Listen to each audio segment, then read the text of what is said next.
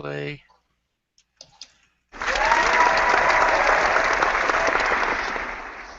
All right, welcome to Geek Vice, the favorite podcast of Martians who invaded North Korea. And your host, whose life is a musical every day. He may start singing at any moment, you never know. Let's give it up for Morph. Hello, everyone, and welcome to Geek Vice, episode number 64, a podcast by two geeks just trying to be heard in a world now flooded with geeks. I'm Morph, your bartender for the zombie apocalypse, who's slacking on his job today because I am just drinking water. Ooh. And our other host over there is Kip Killigan, a man boldly going from the couch to the kitchen and back again. Good evening, Kip. I am also just drinking water, so it must be a Monday or something. It is, man. And I was just, after today, I was just wiped. And I'm afraid if I had a beer now, I'd just get really sloppy. So. Yeah, if I had a whiskey now, I'd be asleep before the telecast was half over. As I say, you see my head laying on the desk over here, then you'll know what's wrong. So what's been going on in the last... We missed last week because Mr. Kip over there was a sick puppy. So... Yeah, we were cleaning out our basement, and I came across some mold, and I think that's what made me sick. You got asbestos? Mold. I'm sticking to that story, damn it. Is that what they're calling it these days? That's what they call it. Oh, so we'll start this off with we've got some information here. We got some main topics, some stuff to cover from CES. We've got a few things, of course, on our roundtable reviews. But the thing we wanted to start off today with was that last Friday we got our gaming group together and played some more board games. Played some what was that called? Robot Rally? Was that what it's called? Robo Rally. First time I ever played that game. Yeah, some Robo Rally. Played some Resistance. Played some Flapjacks and Sasquatch. Of course, that seems to be a staple anymore whenever we get together. Yeah, if we don't play that, there will be a riot, I think, is what happens. Yeah, that's just way too fun of a game. And then what did we ended the night with Fury of Dracula. Damn right. And that was way fun, I gotta admit. It took a little while longer than I think it's supposed to take to play that game, but we're also that's because it's us. First time. Yeah. Well, and we really should pick the more complicated games to play early on in the evening, as opposed to after we'd already been playing for 4 or 5 hours and already polished off most of the alcoholic beverages that we had brought. I almost drank an entire bottle of whiskey. Yeah. It was pretty impressive. But my title as the worst rules reviewer, I guess, is gone because Jason tried to teach us Robo Rally, and halfway through we realized we weren't playing it correctly. So it's not just me who screws up the rules. Yeah. Well, and then I tried to teach us Fury of Dracula, and I've never even played that game before. So you don't even own it. No. But Mr. Kip over there had a little too much to drink and couldn't read the rules. So that, and I'm old and I couldn't see. Yeah, we'll use that excuse for you. But it was. I gotta say, Robo Rally. For those of you that have not heard of this game, it's kind of like almost like a systematic robot battling game, but it's done with kind of a computer program type feel to it. You've got some cards in your hand that tell you whether you move forward, turn left, turn right, that kind of stuff, and you lay those out in front of you, and that's the order at which your guy moves, and it's kind of dependent on what everyone else does around you, because someone could push you and move you in a direction, or the board has moving parts to it. So a conveyor could move your bot one spot farther than you wanted it to, and you could run yourself into a cavern, which happened to Kip a couple of times, I believe. No, Kip ran himself off the board.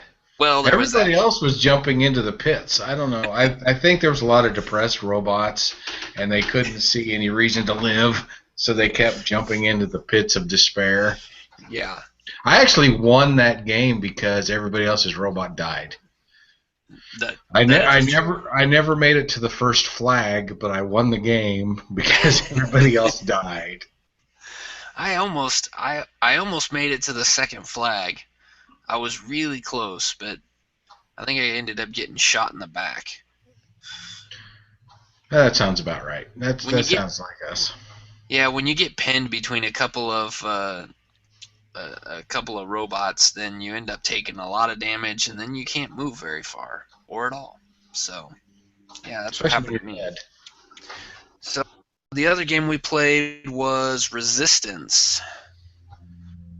Resistance is I don't know. How would you describe Resistance, Kip? I don't. It's I don't know, what would you call that? A spy versus spy kind of a game. It's one of those games where your loyalties are hidden to the rest of the group. You're either a spy or you're part of the resistance, and you're trying to as the resistance.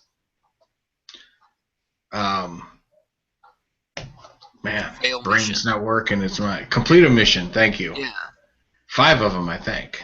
You gotta get 3 out of the 5 missions, and if you're the spies, you gotta mess up at least 3 out of the 5 missions, cause them to fail, without giving away your position. It's a fun game, but we only had 5 people, so figuring out who was their spies was fairly easy to do. I'd like to play that one with like 8 to 10 people. Yeah, I think that would be a lot of fun. I even that game I think would work really well with a group of people who don't normally play board games too. I think you could get a good group in there, and give that one a try. So we'll have to see if we can get a few more people together and do that sometime. Yeah, I think that's a good idea. And then I could see. I mean, even with the 5 people, we had a lot of fun just accusing everybody of being a spy, and being a spy was a lot of fun because you're trying to accuse everybody else to throw people off of your trail and things like that, which did not work for me, but that's okay. Or you could just be like me when I was the resistance, just flat out told everybody, hey, guess what? I'm the bad guy, and I still ended up in the game. Yeah. Well, when it's a 5-player game, it seems like whoever wins the first mission, whether it succeeds or fails, that is ultimately the winner. Yeah, it sure seems like that. That seemed to like get a snowball rolling that you couldn't stop, and that was that. Yeah, and of course, Flapjacks and Sasquatches, we don't really need to talk much about that. If you guys don't know about Flapjacks and Sasquatches and you listen to this podcast, where the hell have you been? Yeah. I'm pretty sure we talk about that game every time. We've had the guys from Prolific Games on, the creators of that game, on a couple of times. We helped them reach their goal for their latest Kickstarter, which is the expansion to Flapjacks and Sasquatches, and I am stoked to finally get my copy of that expansion, and I'm hoping maybe, what are we thinking, a few months, 3-4 months? Yeah, it's on the slow boat from China right now, so who knows how long it's going to take. So hopefully by the summertime, when it gets nice out and nobody wants to sit inside and play a board game, we'll get that. Absolutely. But my wife was on the couch watching her wrestling while we were playing, and she said every now and then she'd listen. She's like, you guys should have recorded that. So maybe the next time we play, we'll record a session of Flapjack and Sasquatch, especially when we've all had plenty to drink like we had. Oh, I'm sure it's entertaining. Yeah, there was, well, and what was it, the second time we went around playing that game, it took us forever to finish that game because everyone kept screwing with everybody else. Nobody was actually trying to get any chops, and so that thing went on forever. Yeah, the Jack deck was like half gone and nobody had chopped a tree down yet. It's like we're not doing well. Yeah, you could tell there was some problems going on. And I'm sure it had nothing to do with the cards and everything to do with the bottle of whiskey I was drinking. Probably. I'm not gonna deny that. I polished off a good 6-pack of beer too. So yeah, feeling no pain by the end of that night. And of course, that leads us up to Fury of Dracula. This game I really like that game, and I can see why you brought that up in your favorite vampire board game too, because that game is a lot of fun, even with us not knowing the rules and trying to learn it as we go. It was a little complicated at first. The combat is a little convoluted, but once you get the hang of it and you kind of know what you're doing, that it actually started going fairly quick towards the end. So, and the fact that we went for so long, well, I guess probably should describe it a little bit. Basically, you have, in this case, we had 4 players. 3 of them were vampire hunters, or Dracula hunter, and 1 of them plays as Dracula. Dracula tries to move around the board without in secrecy, trying to stay away from the hunters, and the hunters are trying to catch Dracula. So, in this type of game, I usually feel like one side is overpowered, more overpowered than the other side. You kind of get that way. Sometimes you get that feeling in Battlestar Galactica when the Cylons, you kind of feel like even though there's less of them, they have more power, more control over what's happening. And even what was the game that you and I played? Was it Dr. Jack, Mr. Jack? Mr. Jack. Mr. Jack. Even in that one, you kind of feel like whoever's playing as Mr. Jack, trying to hide and get away, almost has more ability to control the game than the person who's playing all the other players. But this one was extreme. It seemed very balanced, and especially since we went through almost that entire game not having feeling like the hunters were losing, to then turn around and actually defeat Dracula in the end. That was a lot of fun. Well, our soulless ginger was a very good Dracula. He kept himself hidden pretty well, even though we crossed his track a few times. There was a couple times it's like, I don't know if it's the alcohol or what it is, but I have no idea where he is. Yeah, and then he was one vampire away from winning the game. Yep. And and we looked like, oh, we're just doomed. And then we just got lucky, found out where he was, and was able to use a couple of powers to make sure a couple of us got into a battle with him, and we lucked out and actually beat him at the end. Yeah, it was a lot of fun, and definitely a good way to end, a good game to end on, because especially since, kind of we won, I kind of felt like that was a good thing, I was okay with walking out the door then. So, it's like, hell yeah.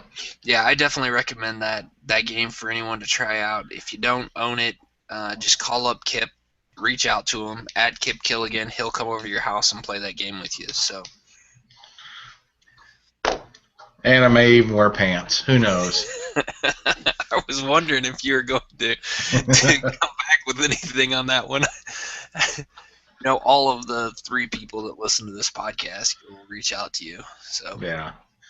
Well, the beauty of that, well, not really the beauty. The thing about that game is if you go to Board Game Geek and go to that board games page, They always have a little thing on there where it shows you how much it is at Amazon.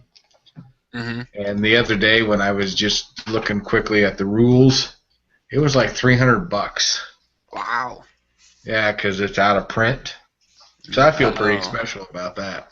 Yeah. Even though my box that mine came crushed by the fabulous UPS driver, but it was too early in my board gaming career to even give a shit, so I left it. Now I kind of wish I would have sent it back and got a game with a better box, with a pristine box, but oh well, I'm not in it to make any money. I just want to play the damn game. Yeah, exactly. I can understand that. Yeah, I'm trying to get the page up now to see what it says. Of course, now it doesn't say. We've also got all these TV shows that are going on right now. Flash has started back up, Gotham started back up, Agent Carter's going strong, and then we've got Kip over here who isn't watching any TV shows. Instead, he's watching movies like Draft Day and Scorpion King 4. What the hell is wrong with you, man? Well, whatever's wrong with me, I'm sure it's hard to pronounce. But okay, Fury Dracula on Amazon, $265. So wow. There you have it. It's a bargain. Anyway, well, we watch a lot of TV shows, but we like to get a couple of movies from the library that we didn't see when they were in the theater and see what we think. So let's start off with Draft Day. That's a Kevin Costner movie. He plays the GM of the Cleveland Browns. His dad was this renowned coach, beloved Cleveland Brown. Like his statue's out in front of the stadium. I think it's even named after him. And Kevin Costner's this. And he passes away. So this is like Kevin Costner's first real season of being his own man. And it's all about the behind the scenes, the deal making, the blow-ups, the disagreements. If you're into football, NFL football, it's pretty fascinating. The first time I saw the trailer for this movie, I actually thought it was a parody because the trailer's done so poorly. I honestly thought it was a joke. Yeah, but no, that's kind of what I thought. It's a real movie, and it's actually pretty decent. If you like NFL football, I recommend checking it out. Well, I'm going to have to put this one on my list because it's pretty cool. Yeah. It's even got Mel Kiper in it, and John Gruden, Deion Sanders. Oh, yeah, there's lots of people in that thing. Lots of actual NFLers. Oh, Chris Berman. Yeah, even though he's in it, go ahead and watch it. Yeah. Does he say boom a lot? No, I think he's just doing the draft. Yeah. The commentating for the draft. Man, sometimes he's even hard to listen to. I stopped watching ESPN NFL coverage because of him. Yeah. So there you have it. No arguments here. All right, so Draft Day is a go watch. Yes. Adding that to my list right now. Draft Day. And then we watched the king of all movies, Scorpion King 4. And you're thinking, man, that movie can't be any good. And you would be right. It is not good. I mean, they couldn't even get The Rock back for Scorpion King 4. No, he probably read the script and went, why is this done in crayon? Wasn't he in all the other ones? I think he was only in one or maybe two. Okay.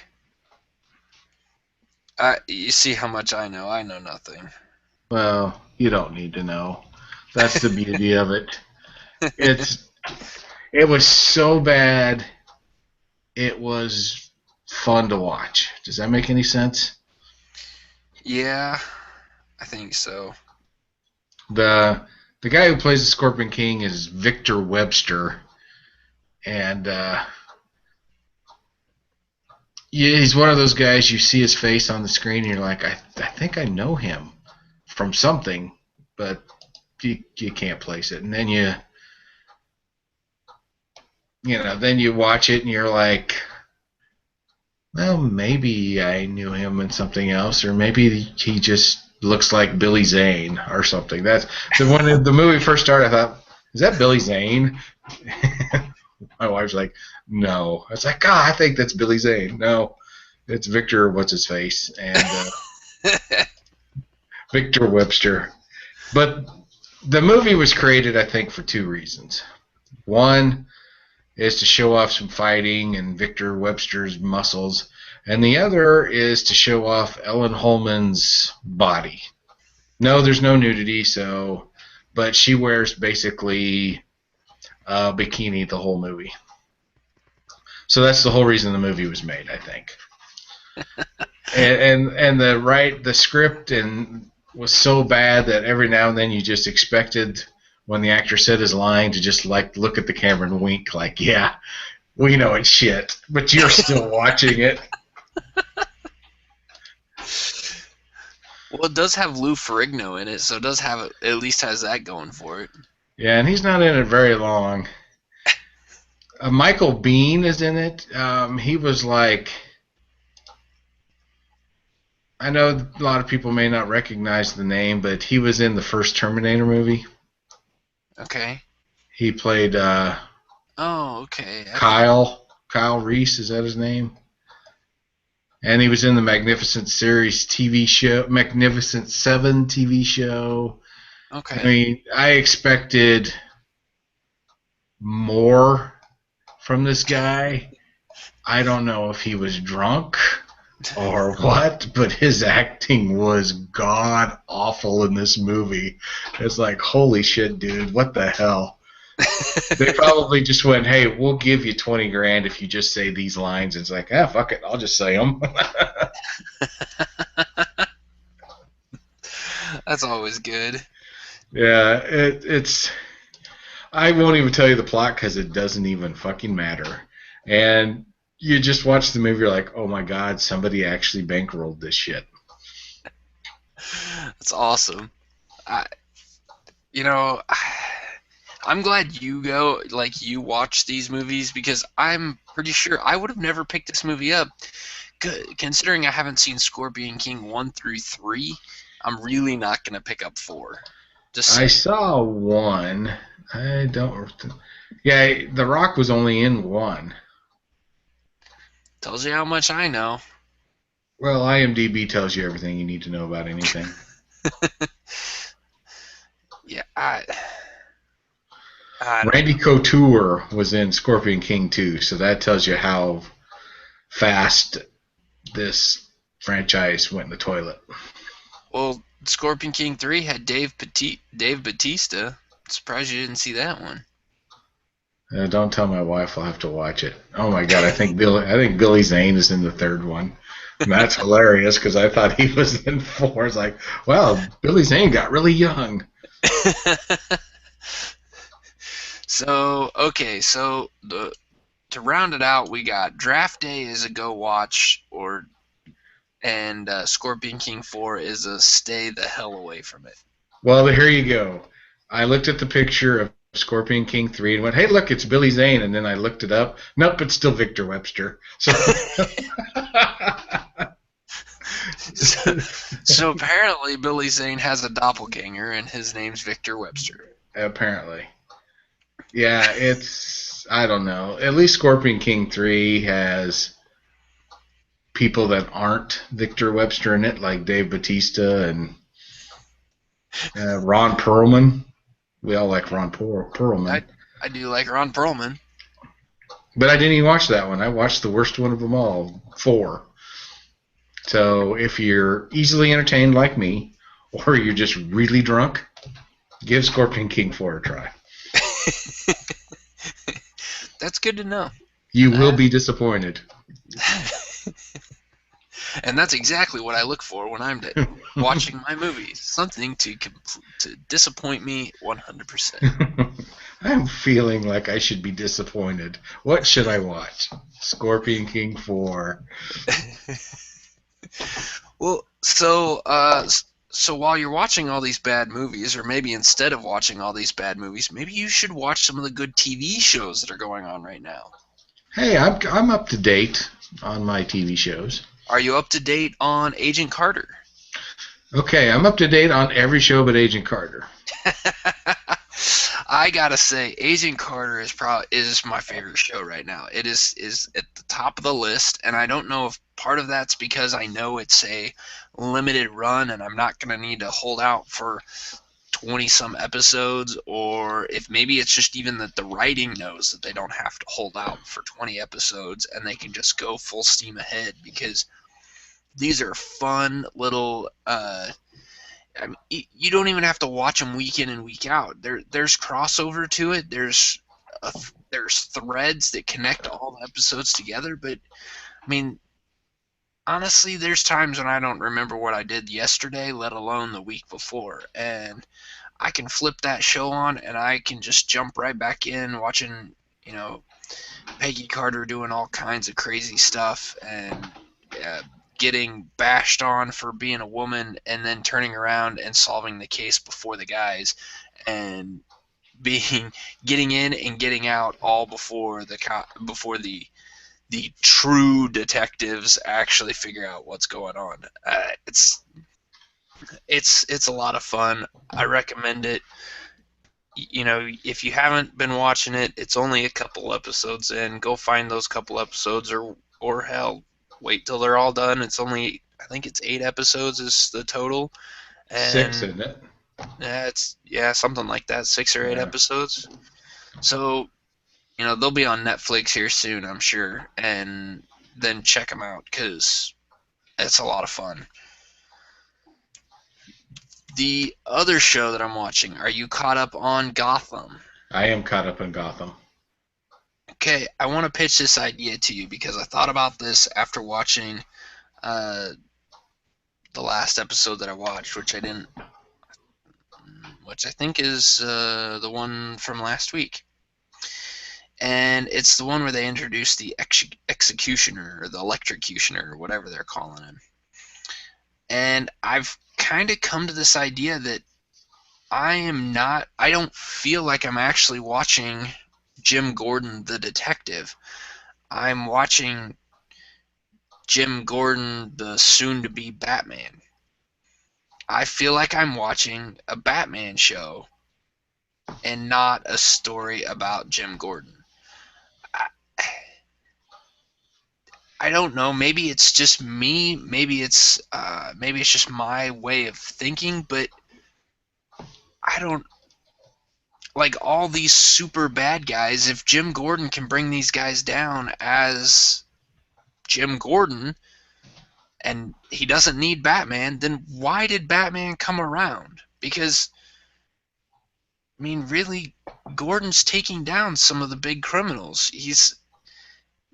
We haven't seen the Joker yet, but which I don't think we will. And the Penguin's out there, and he's weaseling his way up to the top. But Gordon's taken down Brother Blood. He's taken down Black Mask. He's taken down the Electrocutioner. He's battled against Zsasz and didn't die. Jim Gordon's supposed to be just a cop.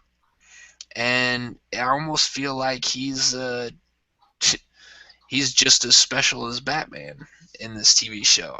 I'm not saying that the show's bad because I'm really enjoying it, but I think I don't feel like I'm watching a cop drama. I feel like I'm watching a superhero TV show. Well, aren't you supposed to feel that way on a show called Gotham? I don't know, because there's no Batman in it. I just feel like I don't know. I think this show is written very similar, or it kind of, I don't know. Maybe I was just thinking that it would go maybe more the NYPD Blue route, or I don't know, not have as many superpowered villains in it. I mean, there's just as many superpowered villains in Gotham as there is in The Flash and Arrow, and those do have a quote-unquote superhero in it. I don't know. Maybe it's just me, but Well, I haven't thought about the fact that they may be just changing the story enough that Gordon becomes Batman. I mean, and It never really occurred to me to think of it that way, but why well, not? I I don't. mean, Yeah, and I don't know that they're gonna rewrite the story to make Jim Gordon become Batman at some point in this, but I just feel like Jim Gordon has right now in this TV show.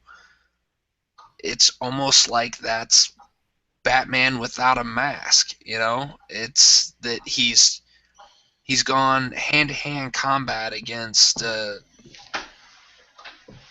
the Black Mask in one episode where he's fighting these guys off. He got into a gun battle with Zaz. He's like it's I don't know. It's just the only parts of it that actually feels like it's Jim Gordon, like the character that I know from the comic books, is with him trying to take down the mob bosses. But as long as they keep bringing in all these different uh, supervillains, then his interaction with the mob seems to get less and less. And I don't know if that's on purpose or maybe that's what they're going for. But I don't know. It's almost like they started it to be about the evolution of Commissioner Gordon and the corruption of Gotham that caused Batman to come about. To now, it's like two stories: the rise of Jim Gordon and the rise of the Penguin. yeah, Like and they went, hey, this Penguin guy's pretty popular. Let's do more with him. I'm okay with that because I Oh, kind of I am like too. watching. I kind of like that part of it, and kind of makes me feel like I'm watching The Godfather or something. I like that, and I don't know. Maybe I just wish they'd spend more time with the mob and less time with guys like the Electrocutioner. Yeah. But hey, whatever. It's still a good show. Check it out. Watch it. See what you think. Tell us who you think the Joker's going to be. Yeah, I've already. My thought is he doesn't show up at all. I don't think they'll do that, but that's just me. I don't know. It could be somebody that's they've even introduced to us, and he just hasn't gone nutso yet. Yeah, could be. That'd be okay. I'd be all right with that. So we'll move on to the main topic, and I know this. A lot of people, a lot. I say a lot, like there's a lot of people that listen to this. the people that listen to this are probably going to go, CES, that was like a month ago. Well, yeah, it kind of was a month ago, but I tend to like to let that stuff die down and actually see the news that comes out of it as opposed to the hype that gets started and drummed up from people that are there and see what kind of stuff kind of still sticks out there. He And likes to let it simmer. exactly, exactly. And if it still tastes good after it simmers, then it's probably a good thing that's going to stick around for a while. So um, That's we right. we We are decided the leftover versions of CES coverage. that's right. So these are a few topics that came across. What did you take out of CES this year, Mr. Kip? Well, the one thing I did get out of this is that I want to call it a cable box. It's not a cable box, but it's the Sling, Mm-hmm. and so what? It's another Amazon TV, Apple TV, blah blah blah, Roku box. But the big deal to me was that they actually got ESPN to sign on. Yep. So you to be able to watch ESPN without cable, and that's exciting to me because that means the one thing that is keeping me with the cord is my ability to watch my Nebraska Cornhusker football. And now we're one step closer to being able to do that without cable. Yep. And that's pretty exciting to me. Yeah, I'm super stoked to see this thing come out. There's still some limitations to it right now. And I've done a little bit more research into it because I'm in the process of cutting the cord. And so when this got released at CES, I started looking at it to see how I could actually utilize it. Um, One of the downsides to it is that it can only be used on one TV at a time, so you couldn't have, I couldn't be watching something on ESPN in one room while my wife's watching something else on that same service on another TV. But that's minor right now. I mean, for people who cut the cord, they're usually not. I don't think that's necessarily a downside to it per se. It's just a slight limitation, and that could go away if there's enough subscribers to this thing. I mean, I think it's really gonna show. I think it could really show ESPN how much they could really make if they started their own little, allowed their channel to be accessed this way. And I would be curious to see what happens with it. Me too, and I think it's getting closer to forcing the cable companies to start looking at a la carte offerings. Mm-hmm. Once people can get what they want without getting cable, they're going to have to come up with something to keep business. I don't know if it's charging more for internet access or what it's going to be, but I'm hoping it actually just means we can pick and choose what channels we want to pay for, and then fuck the rest of it. Yeah, well, we also have to point out that the Sling TV subscription is actually owned and run by Dish.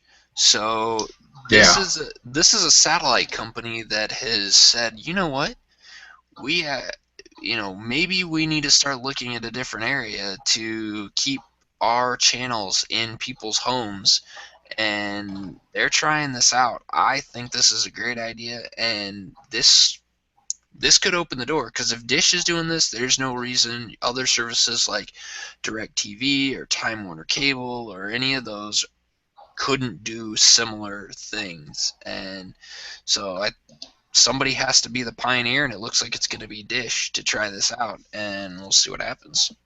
Yeah, it's only a good thing the way I see it. It's just one more step closer to what I think everybody wants. Yep, I would agree with that. So what do you think about 3D printers? I think I'd want to play with one for like 7 days in a row. Yeah, they're pretty cool, and they're becoming a lot more popular now. I guess you're starting to see the price of these come down a little bit, so more people can own them. They're still way over my price range, but the cool thing that was coming out of CES is food being 3D printed. So how about a 3D printed pizza? Why not? Hey, I just think it's kind of neat. I think it's the closest thing we've got right now to the Star Trek food generator things. I'm not a Star Trek fan, so I don't even know what they're called. Replicators. That's what I was looking for. Isn't that what they are? That is correct, sir. So, that's the closest we've got to them right now, and that's kind of cool that the future's coming around to this idea. Just think how handy that would have came in Friday night while we were gaming. No kidding. We could have just hit a button and boom, we would have had a pizza. That's right. Instead of having to wait for the person to show up with the pizza. Yeah, because while we're waiting, we just got drunker. So, this is actually going to save people from becoming alcoholics waiting on pizza. Right. Right. Oh, and the other thing, I don't know, I'm going to throw out there probably my biggest or most favorite thing that came out of CES is a I don't know if you'd even really call it a consumer electronic thing, but it's all electronic, and it is the Tesla Model X. Hell yeah. I am a geek for the Tesla cars. I love the Model S, and if I could afford it, I would own one. This Model X looks even better. It's a crossover car. It'll be the first. Well, I can't call it the first, but it's an SUV. It's an all-electric SUV, and it's 4 doors, seats 7. Uh, it will have its same standard battery packs options that you can get. Um, And but you'll be able to get a tow package. that is the huge thing right there, is you can get a tow package on this car. This will be the first all electric car with a tow package. That's right. So make your checks payable to Geek Vice, and we'll be able to get one. Yeah, send us your money so we could buy one of these. We'll try it out, and then we'll just go around picking everybody up. What do you think? That's right. We will now be the carpool for everybody who's spent. So I was like, well, I'm going to be late to work today because somebody in Pittsburgh needs a ride to work. Yep, and we'll drive over there and get you. How about that? Pittsburgh, Kansas. That is not. Oh. But yeah, no, this is kind of cool, and of course, this is still in the early stages. It's supposed to go in production this year, I believe, and it's I'm curious to see what happens with it. I'm curious to see how the tow capacity works. If this is something that can actually pull a boat, or if this is something that can tow a little four-wheeler. Can this really pull something big and hefty and not kill the battery out of it, so you can only get a couple miles? Or I don't know. I'm curious to see what it is, and I think it's really cool that this is out there and what this could lead to for the future. I just look at, if you're towing a boat with a Tesla, and then you go to back it into the water, is that like throwing a hairdryer into the bathtub? That's a good question. That is a good question. And I don't have the answer for that, but I guess we'll find out when somebody does it, because it's going to happen. It's going to happen. It's probably going to be me. Oh, wait, I can't afford one of these.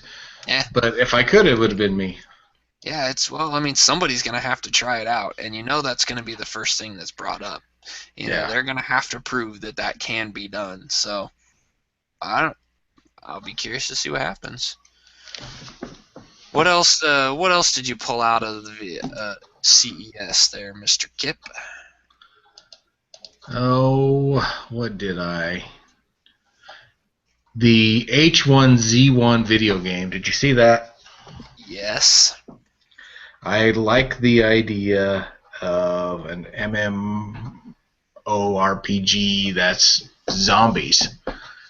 I think that could be pretty kick butt. Yeah, I think so too. It's definitely an ambitious step, and I know right now it's still in kind of like I think it's still in beta. I think. Yeah. So it's, they're still working out, trying to figure out how to make this, work. But I kind of like the idea that there's this game is not supposed to have any in-game purchases. You can get, supposedly right now there's some controversy on what you can get, but you can basically get airdrops. So you can pay money for an airdrop to come in. However, it's not going to come to you. It's going to come to whoever can get to it first. So it's going to be kind of like, hey, here's some supplies, go get it. And you're not going to know where it's going to come in at. You're just going to see an airplane fly over your head, and you're going to have to go find it. So I kind of like that idea. I think that's kind of cool. Yeah, I just like the whole idea because you could end up being kind of like it would be if this actually happened in the real world, and that would be, do you band together with other people? Do you just try to go at your own? It's going to be interesting to see how, I guess, groups of people react to the game. Or, like I said, are they going to all hole up somewhere and try to survive as a group? Or are you just going to have a bunch of mavericks out there roaming the landscape, trying to stay unnoticed, stealing other people's stuff? Yeah. Could be a mix of the two. I don't know, but I just, besides being what looks like a kick butt video game, I think it's also going to be a good social experiment. See how people react to the zombie apocalypse. Yeah, it's definitely cool, and I'm all for it. I'd love to try it out. I'm gonna wait until it's done out of beta because I am not a beta tester. I barely have time to play games that do work, let alone ones that don't. So He's not a beta tester, but he is a wheel watcher. I do watch wheels. You're But probably too young to know the reference. But anyway. no, yeah, I am. You want to fill the rest of us in? That was the commercials. I can't remember when they were for the Wheel of Fortune. I'm a wheel watcher.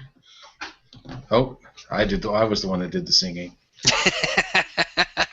And there it is, Mr. Gallivant himself. Yeah. I love that show. Just watched the season. Just watched the season finale before it came on tonight. Awesome. I'm gonna have to go back, and I didn't record them as they came on, so I'm gonna have to go back and get those after the fact. But I did watch one of them. I thought it was pretty good. Yeah, I'm just curious. This H1Z1, getting back on topic, if it's only going to be received well on PC, or if they're actually going to do some console action with it. Yeah. Because I think the thing I saw, that it was on Sony. Is that correct? Yes. Yeah. Yes. I want it to be on Xbox. Yeah. Yeah, I can understand that, and I don't know. I don't know what they're gonna do with it. But hey, if it is just on Sony, there were a couple of things that come out of CES that could help you out. This Nyko data bank. This is a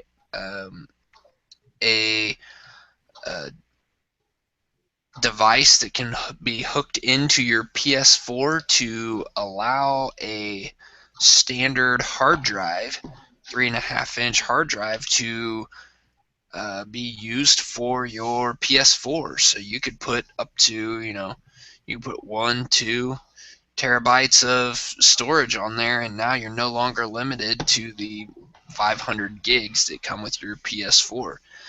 When you're talking 40 gig downloads for and installs for video games, and it seems like everyone really wants you to go, to online purchases and less store purchases.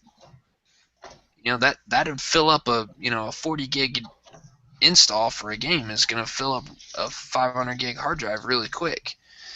So having that ability to expand that is kind of big. So we'll see what happens with that. We'll see if that voids warranties with Sony's stuff. But I hope not, because I think it's a grand idea.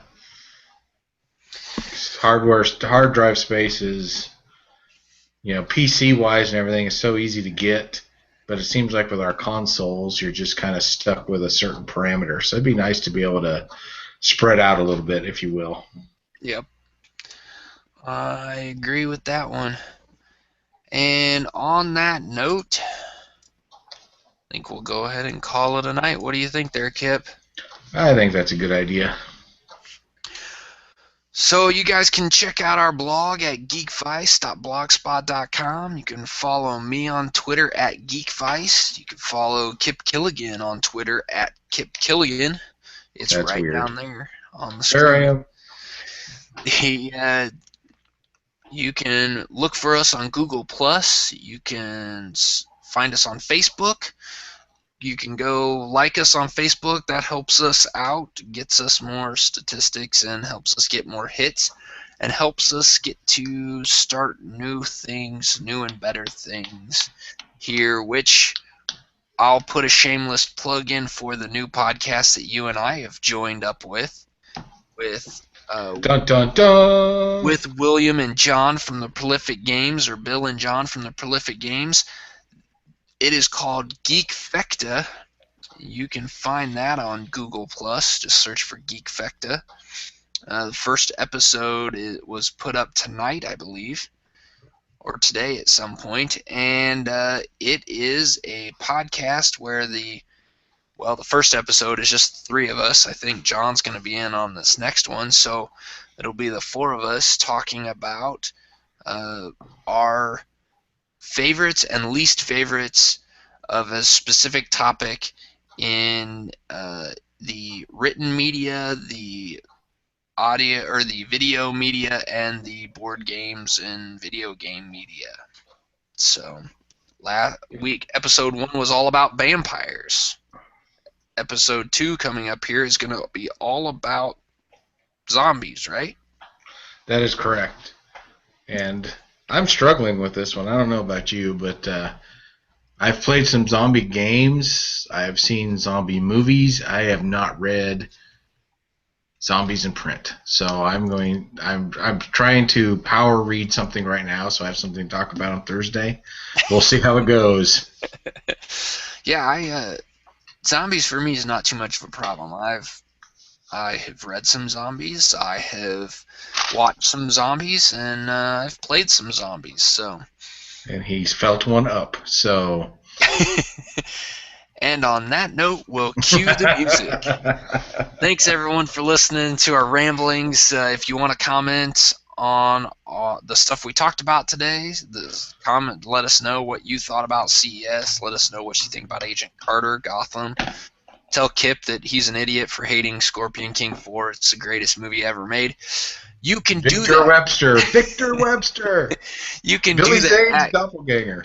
At geekvice@gmail.com. Send us an email. Let us know what you think. Let us know what we should do better. Let us know what you want us to talk about. If you got some topic you think we need to, you want our opinion on, because who doesn't want our opinion?